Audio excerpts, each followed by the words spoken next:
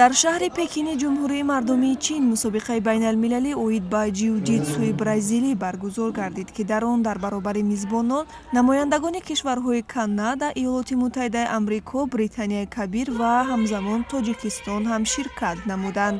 Меҳроҷ Камолов, донишҷӯи тоҷик, ҳам дар ин мусобиқа ширкат намуда соҳиби дастовардҳои арзанда гардид.